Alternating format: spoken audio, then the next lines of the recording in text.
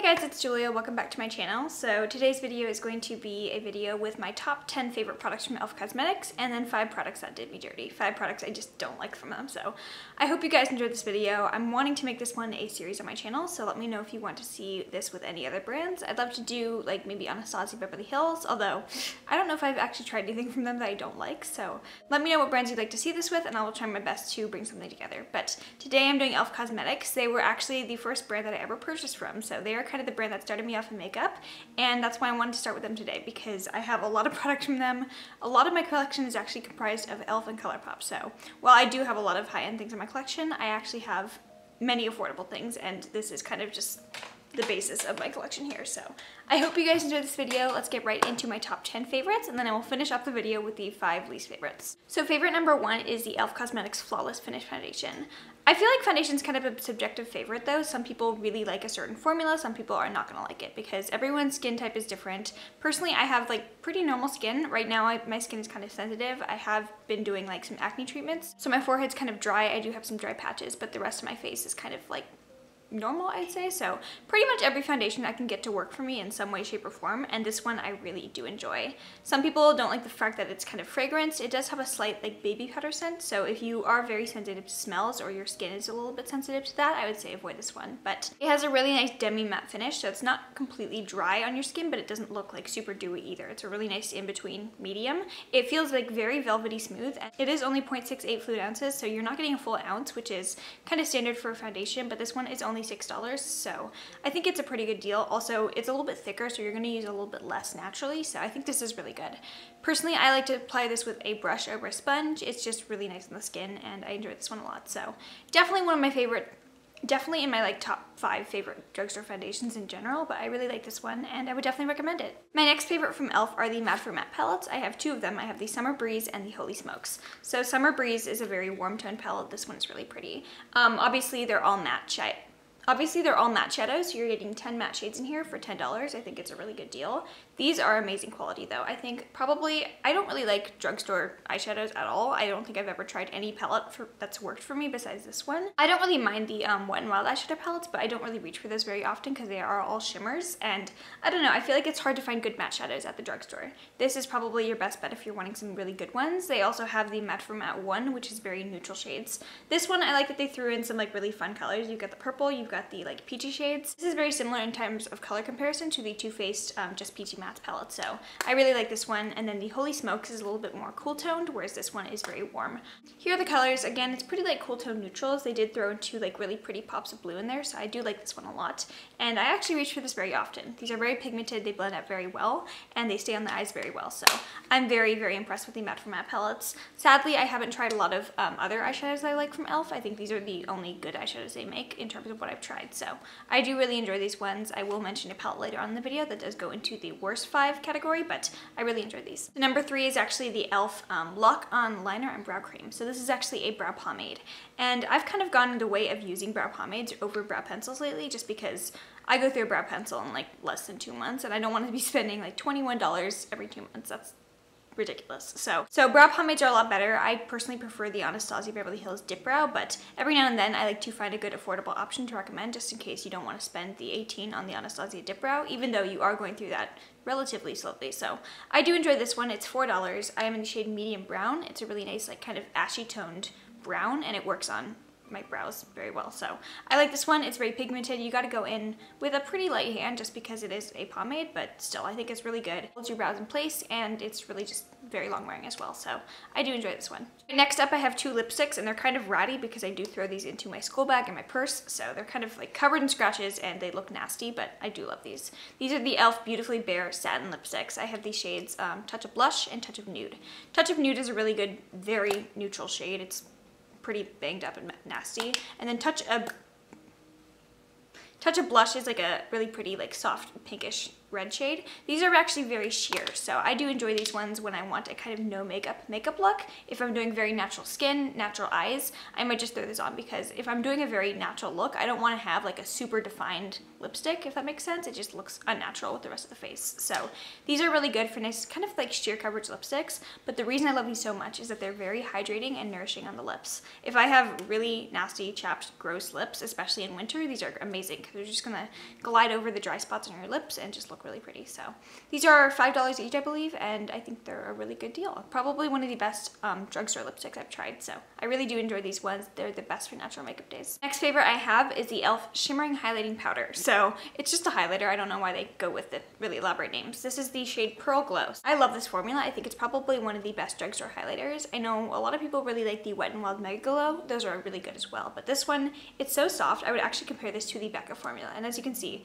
very pigmented and it blends out pretty well. So I do enjoy this one a lot. Actually, I should apply it to my face so you guys can see. Yeah, that's gorgeous. These are very pigmented, and then the Becca highlighters are really famous for being very soft in formula, but they don't have a lot of like glitter to them. So they're just a nice sheen on the cheeks, very pigmented, but not like glittery. That's gonna emphasize texture. So I think this is like a perfect dupe for that. This is very, very smooth, and you can tell that there's like some silica in the formula because it feels very like soft and buttery. So I do enjoy this one a lot. This is the shade Pearl Glow, so it's like a stark white shade. Obviously this is perfect for me in my very, very, very, very, very pale skin tone, but if you want like other shades, they have such an amazing shade range with this one. They have like very bronzy shades, rose gold. I'm definitely planning on picking up more. These are $6 each, and it also comes with a nice mirror in there as well. So if you like that for travel, I think this is a great option and probably one of the best highlighters from the drugstore. Next favorite is another thing that I've talked about very often on my channel. This is the e.l.f. Total Face Palette, I believe. It's from the Beautifully Bare line, and it's kind of a nuisance to film because of the reflective packaging, so I'm just going to open it so you don't have to look at that. But here is the inside of the palette. Obviously, it's not going to be suitable for people who are of a darker skin tone, so I apologize for that. However, I think there's so many amazing palettes from e.l.f. that are in like different shade ranges that you could probably find whatever you want from them, because they have a bunch of different like 4-pan palettes like this one from their line. So this one is really good. I think it's $8, and the powders in here are so soft. I actually compared this to the Hourglass formula in my dupes video, so if you want to see that one, I will link it in the cards. But this is an amazing formula. It's very soft. It looks so natural on the face, and I'm wearing it today. The blushes are gorgeous, and they just blend out so easily. I don't think you could ever apply these in a way that would look like super unnatural and gross, just because they're so buildable and like not extremely pigmented on the first swipe, so you're going to be able to blend them out really easily. And then the bronzer is perfect for my skin tone. Obviously I have a very fair skin tone, so there's just a lot of bronzers out there that don't work for me, and I always have to find a good bronzer for fair skin, so this one is really good as well. And then the highlighter down here, if you're wanting like an actual highlighter, you're going to be disappointed, but this one is such a good face powder. So I like to go in with a very fluffy brush, just kind of douse my face in this one, and it's just a nice luminous setting powder that's not going to look like a highlighter and not going to look like just mattified on your face. So I really enjoyed this palette. I think for $8 you just can't beat the quality of this one, and I really love this one even though the packaging is horrible. Another favorite that I have to mention to you guys are their blushes. So I actually have a bunch of different blushes from them, and I just wanted to mention these ones. So this is the e.l.f. Blushing and Bronzing Duo in the shade Fiji. This one is a matte duo, so you have a blush and a bronzer in here. The bronzer is really pretty, but I do want to talk about the blush first because this formula is so good. I think e.l.f. does an amazing job with their like powder face products, so I've really enjoyed all the like powder bronzers and blushes and highlighters I've tried from them, so I think they do an amazing job with this stuff. This blush is a little bit more pigmented than the ones I mentioned in the Total Face Palette, so you do have to go in with like a bit of a lighter hand with this one, but it's still really pretty, and it's just such a pretty coral like color, so I think it's really versatile for a bunch of different makeup looks, and I do enjoy this one a lot. However, if you're not liking this particular color, they also have blush palettes. So this one is actually the blush palette in the shade Light. They do have a darker one as well, so if you have a darker skin tone, I think they'll work for you. This is actually already pretty dark for my skin tone, so I do have to go in with a very light hand with most of these shades. Obviously you have like very bright pink shades, but if you go into your brush with a very small touch of blush on it and then just work on blending this out, it can work on your light skin tones. And then up here you have a really pretty like kind of berry toned blush. It's so gorgeous on the cheeks. And then this one is one of my favorites. It's a nice like kind of apricot tone blush, so if I'm going for a more neutral look or if I want something a little bit more warm, I will go for this one down here. But overall the blush formula is amazing, and then with these 4-pan palettes you can actually pop out the pans, and then if you're going traveling you can actually just customize everything. So a blush pan you want to take with you, and if you have a bronzer from another palette you can actually just pop it out, replace it with the bronzer, go traveling, and then when you come home, just replace it. So it's a really, really good formula, and I think these are amazing. The next favorite that I have from e.l.f. are actually some of their brushes. So I am a huge fan of their brush line, and I've tried so many brushes from them that I've kind of been able to find that they're not all created equal. I think there's their standard line of brushes that are very cheap, the ones that are like $2, $3, those are not very good. The ones with the black handles are from the Studio line, so these are amazing. These range from anywhere for $3 from the eye brushes, and then like $6, $8 for the face brushes. So I like these a lot. I've also tried some brushes from their, I think, Beautifully Precise line. It's the ones with the white hairs and the clear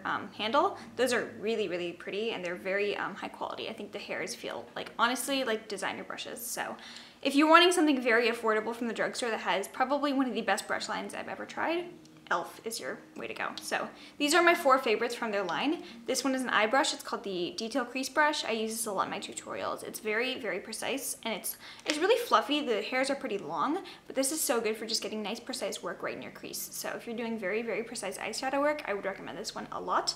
Next are some face brushes. This one is the e.l.f. contouring brush. So I'm a huge fan of cream contouring. I cream contour basically every day. That's just what I like to do. I know some people prefer powder contouring, but personally I think cream looks more natural on my skin.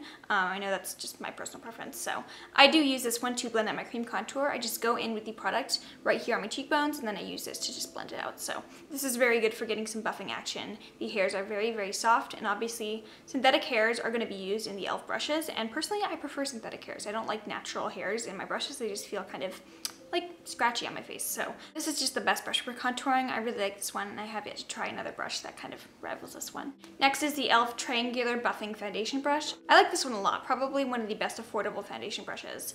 It's kind of similar to the Sigma 3 HD brush in that it's kind of like a triangle. So this is like very densely packed. It's very short bristles, and it's just gonna buff out your foundation in a way that looks amazing. So I actually like using this one with the e.l.f. Flawless Finish Foundation. So these are an amazing pair together, but I like this one a lot. Just really good. Final brush I have for you guys is actually from the Beautifully Bare collection. It's the blending brush, and I actually got this one for free. I think it was a free gift with the purchase, and I was really not sure I was going to use this one, but I use this every single day. So this is so good for using with your bronzer. I just kind of dip this in there, and since it's so fluffy, it's going to blend out the product really well, but still it's kind of like densely packed when you first like dab it into the product, so you're getting a good amount of product, but the hairs around it kind of allow you to blend it out really precisely. So I do enjoy this one a lot, and even though it is pretty short, I don't like short-handled brushes, but it just kind of allows you a lot more control of where you're placing the product, so I like this one very, very much. Number 9 is the e.l.f. Lip Plumping Gloss. This one is really, really pretty on the lips, and I'm actually wearing it today in this video.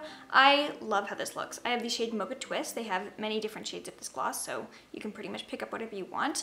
I would compare this to the Buxom Full-On lip cream, or the lip polish. I don't remember what it's called, but it's a lip plumping gloss as well.